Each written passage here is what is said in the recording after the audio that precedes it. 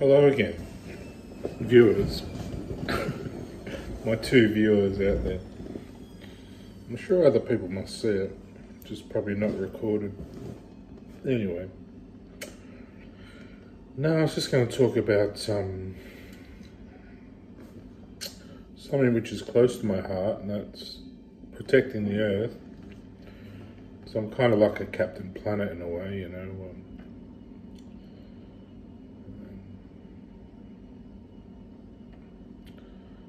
Yeah, I believe. I don't believe in climate change as a detriment. It's just part of the natural course of Earth, you know. Earth's core is very hot, molten lava. It's basically fire burning in the core of the Earth. It's like a fission or a fusion. It's a fusion of atoms burning away. It doesn't burn away, it just keeps igniting creation in there. And basically what it's creating is energy in the core of the Earth, because each planet is an energy source. The sun's an energy source, planets are an energy source. Even Mars is still ignited down there in the core. It's still, but it's dried up, that's all. It's run out of water. But it's still like Earth, it's just run out of water, so it can't grow plants. The oceans have dried up. It's got too close to the sun and dried up. So it's like anything, you put something close to the heater and it dries up, you know. So Earth's still just out of that framework where it can still have a bit of water, a bit of life, a bit of trees and things to grow with the water, the nutrients from the water. It's without. I mean, there's nutrients on Mars, but there's no water to suck it up. The water's sort of a vessel in life to carry nutrients. So it's like that bloodstream's dried up. So the idea of terraforming Earth into a more Kryptonian sort of planet appeals to me. I'm part of the process. I'm quite a great spirit. I've been here a long time on Earth, probably longer than anyone else, I'd say.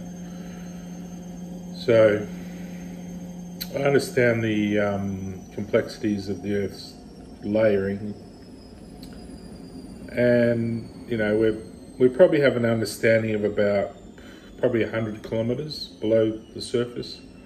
After that, we don't really understand what's down there. It's sort of different layers of different chemical elements and stuff, and kryptonite doesn't exist on Earth, but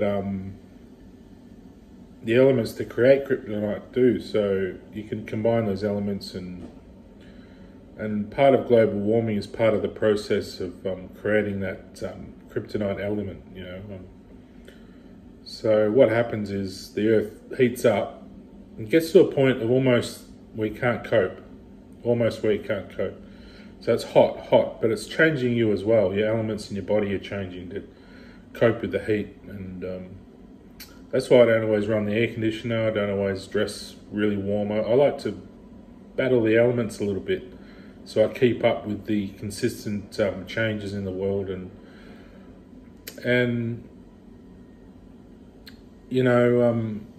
the Earth's core will one day get so hot that it starts to cool. It'll turn to a cool flame. So, which is, I don't know the exact figures really. They're all sort of made up really by mathematicians. But I think a flame, when it burns your hand, is 100 degrees. Well, that boils water, so it boils flesh as well. So you can burn and warm your hand, but until the flame gets 100 degrees, which it's instantly about 1,200 degrees or something a flame. I'm not sure exactly the figures, so don't quote me on the figures. But like a lighter like that, a little flame, it doesn't really burn your hand too badly, but it does hurt, and after a while it will bubble your skin. So it gets to a point of 100 degrees, your skin. So the flame's higher than that, but yeah, it takes a while for it to burn. And So that flame there is probably, you know, 1200 degrees probably, or something.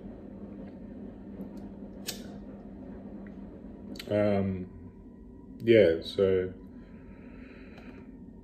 if you measured it, it'd probably come up, you know, maybe 800 degrees. I'm not sure exactly. Soldering irons are 300 and something. They're quite hot. They basically bubble your skin instantly, but it takes a minute or a few seconds. But if something was 100 degrees, you know, it instantly scorch.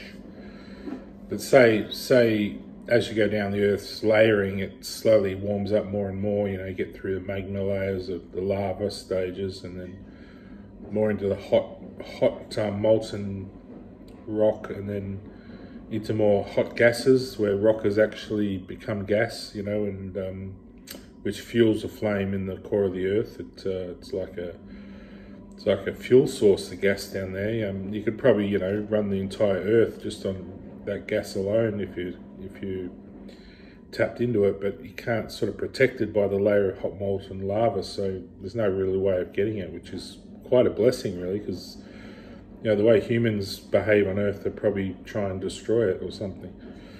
So it's a good thing that gas is actually safe. It's intense gas, and then as you go further down the layers, past all that molten rock, and you see it come up out of the gas out of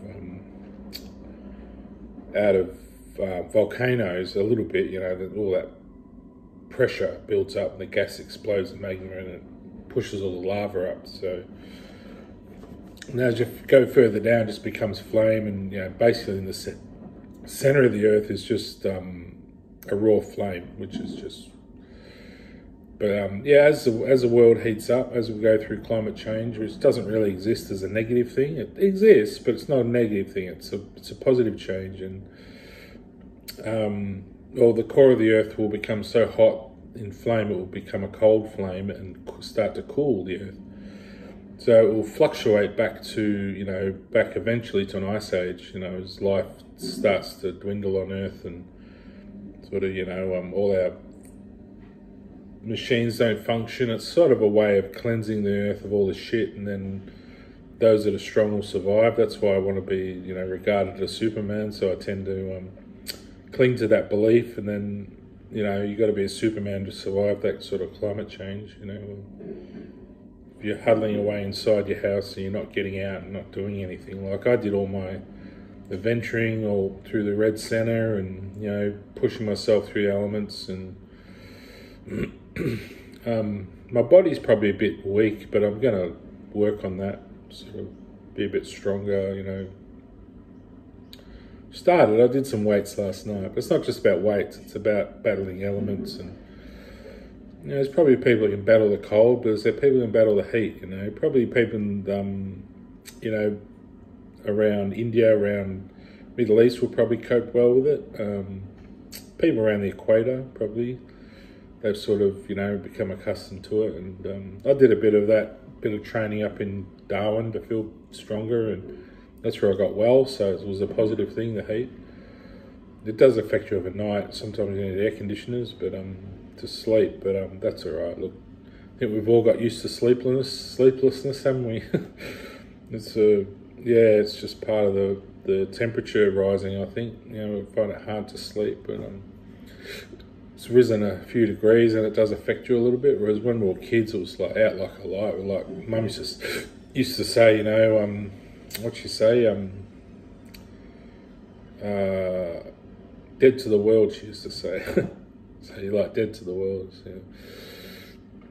and then you wake up again, But yeah, I think this terraforming Earth's an important phase of becoming more of Kryptonian sort of Earth, and whether we go all the way in this climate change fluctuation is yet to be known or seen, I guess. But I'm gonna, with my being, my spirit, or my soul, my physical energy, whatever I can do to terraform Earth, I'll try.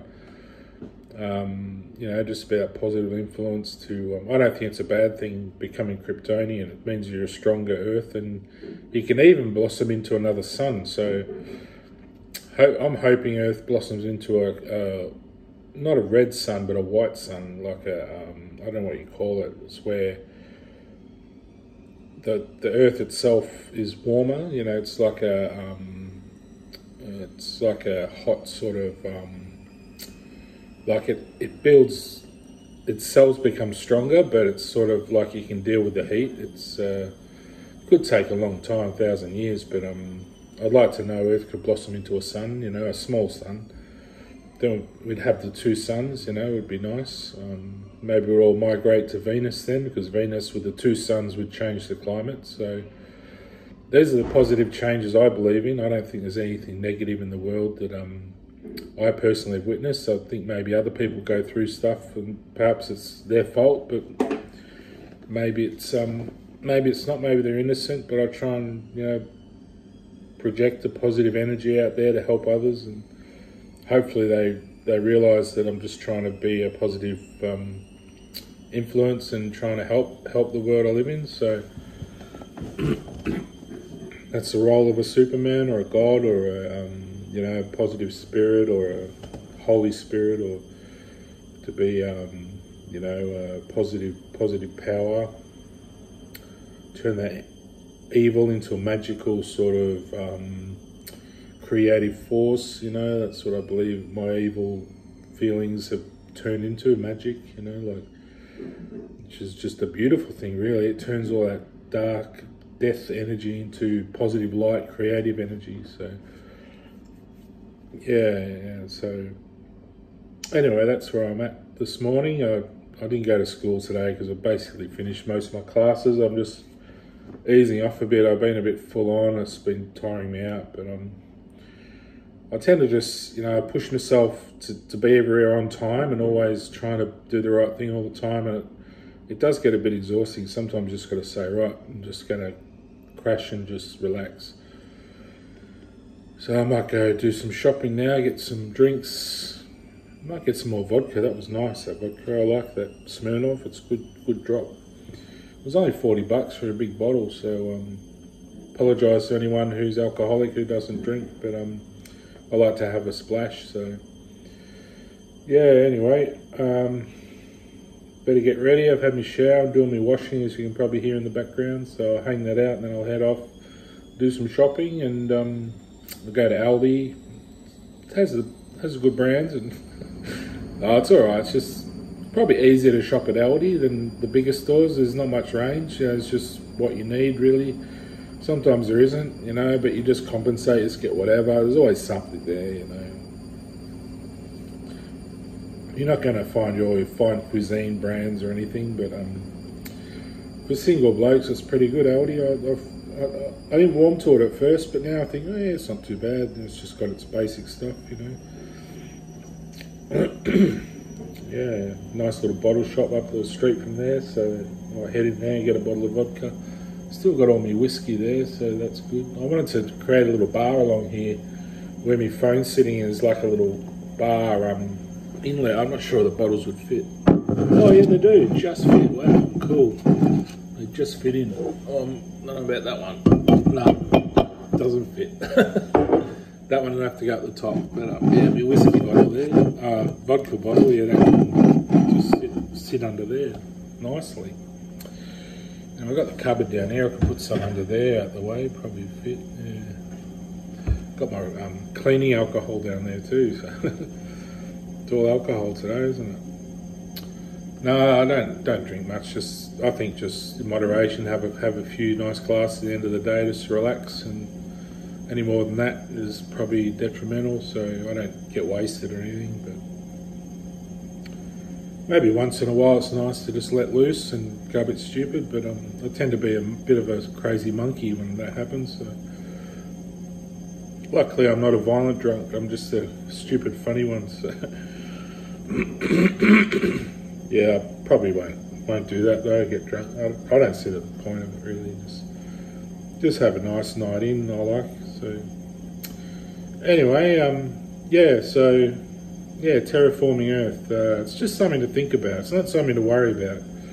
It's basically just strengthening the cells in Earth. You know, it's like Earth getting a makeover. It's I don't think it's a bad thing. Earth will just be a bit more sort of crystalline. You know, it'd probably, you know, like maybe not as bad as Superman, like the movie, like just be more crystalline. Things would be more strong, and elements would be more, you know, because as Earth heats up, those elements start to change a bit. So I don't think we've gone through a heat up phase like this before, where it's affected the Earth so much as climate change. Except maybe, yeah, maybe we have once before, and sort of, I think gods get born and stuff. So, but that's just what happens in life, you know. The world gets more complex, and people become more complex, and gods are born. So it's just what happens. You know, I probably won't be the only one. There'll be other people out there probably end up as gods, you know. And there might be people that go the other way, fight everything, become demons. I mean, we hope not, but I hope not, for their sake and everyone else's, and people don't become demons. But yeah, we like just people to be gods and angels and think positively and be positive to the earth. And it's not stupid or dorky or, you know, boring or anything. It's powerful, and it's interesting, and it's beautiful and sexual and amazing and healthy, and it's all about good health and good energy and enjoyment. And you can do bad stuff, you know. You can be a whatever biker or whatever you want to do, you know. It's just part of the makeup of finding yourself. But I just think just do it, and just don't harm other people. Leave people enjoy life, you know. Try not to be a bad energy on them, and just try and support each other, I think, through this sort of change, you know. Anyway, that's my view on it all. I hope it gets out there. I hope someone sees this. And, you know, if you see it, send it around, but at least give me credit for it. Don't try and change it and put your stupid AI over it so it doesn't look like me. Just give me credit, even though I'm in my little tank top. All right, see ya. Because then the energy passes, and it's is validated, and it's honest. You know, honesty is good. It's a good thing. It helps. Violating people and lying to people and stealing from people, it doesn't help the world, you know. Short term to long term, it doesn't help. See ya.